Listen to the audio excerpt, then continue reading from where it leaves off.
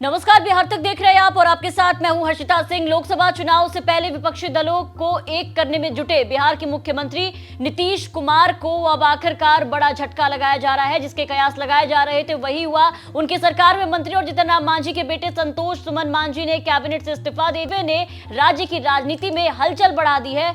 पटना में कुछ दिनों बाद होने वाली विपक्षी एकता की जो बैठक थी उससे पहले नीतीश कुमार के लिए एक बड़ा झटका माना जा रहा है। कल तक जीतन राम मांझी की नाराजगी को देखते हुए ये कयास लगाए जा रहे थे। लगातार ये कहा जा रहा था कि मांझी नीतीश को झटका दे सकते हैं, लेकिन उससे पहले आप देखिए कि उनके बेटे ने किस तरीके से इस्तीफा दे दिया और नीतीश कुमार को झटका दिया है। इस्तीफे के पीछे के जो कारण सामने आए हैं, जो कारण बताया है संतोष मांझी ने, वो बेहद चौंकाने वाला है। इस्तीफे के बाद संतोष मांझी ने बताया है कि हमारा अस्तित्व यहां नीतीश कुमार के साथ खतरे में था, इसलिए इस्तीफा दिया।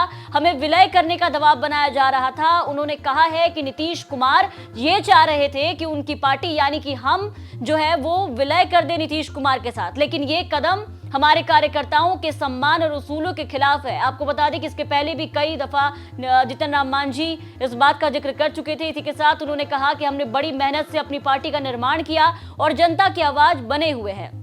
अगर हम अपनी पार्टी जेडीयू में मिला देते हैं तो ये आवाज खत्म हो जाएगी, इसलिए मैंने कैबिनेट से इस्तीफा देने का फैसला लिया और इसी को लेकर के प्रेस कॉन्फ्रेंस किया। इस्तीफा के बाद सुमन मांझी ने और क्या कुछ कहा है, आपको एक एक चीज सुनाना चाहेंगे, आप एक बार सुनिए। हमारा अस्तित्व खतरे में, अगर कोई हमको कहे कि आप विलय कर जाइए तो मेरे पास क्या उपाय है, क्या ऑप्शन है? आप क्या करते हैं मेरे जगह पर रहते तो ये मांगने का और दबाव का नहीं है। इतना ही कहेंगे कि हम अपने अस्तित्व बचाने के लिए का ये निर्णय लिया है।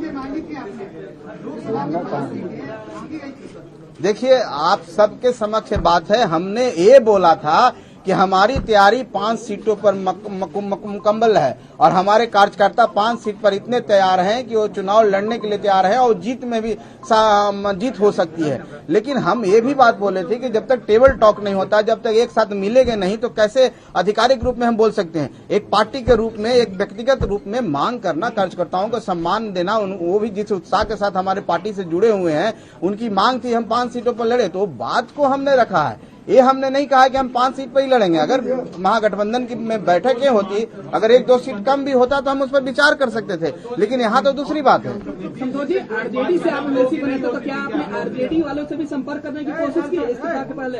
क्योंकि सरकार में वो भी शामिल है। लालू यादव से कोई बात, तेजस्वी यादव। देखिए, हम एक बात कहना चाहते हैं। हम लोग जहाँ रहते हैं पूरे मन से रहते हैं और पूरा निस्वार्थ रहते हैं। हमारी जो इस चुनाव में बात हुई थी जनता दल यूनाइटेड के साथ हुई थी। हम लोग का गठबंधन जनता दल यूनाइटेड के साथ था। बाद में राष्ट्रीय जनता दल से साथ माननीय नीतीश कुमार जी मिले हैं, तो हमको आरजेडी से बात करने का हमको नहीं लगता है कि इस विषय पर ना उनके तरफ से ऐसा कोई प्रस्ताव आया।